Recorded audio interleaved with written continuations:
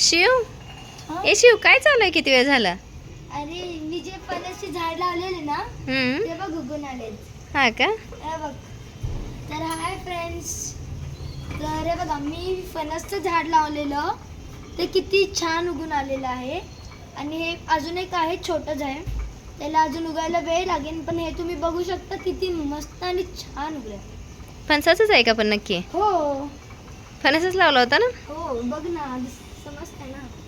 आणि हे बघा, हे इमलीचं पण उगून आलं. वाव. हे बघा मित्रांनो, तर हे इमलीचं झाड पण मी लावलेलं. बी हे पण किती मस्त उगून आले. झाड नाही पण बी. मी थोडं खाली सुकतायला पाणी लागेल अजून थोड्या वेळानंतर देईन. तर हे पण एक इमलीचं झाड मी लावलेलं, ते पण उगून आलं.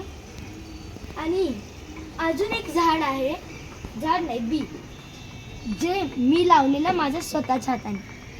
तो बी आहे टमॅटो. टमॅटोचं झाड तुम्ही बघू शकता किती मस्त पैकी उगलेलं आहे. तर याचे रूट्स अजून नीट आले नाही आहे, पण हे उगलं तर आहे. तर ज्यावेळेस ही मोठी होतील त्यावेळेस मी ह्याला माझ्या गावाला नेईन आणि मग तिकडे लावेन. काय करणार? तिथे लावेन कुठं? माझ्या गावाला. तर मग आपण बघू शकता ही किती माझी गॅलरी छान आहे. माझ्या काकांनी इथे झोका पण बनवून घेतलाय.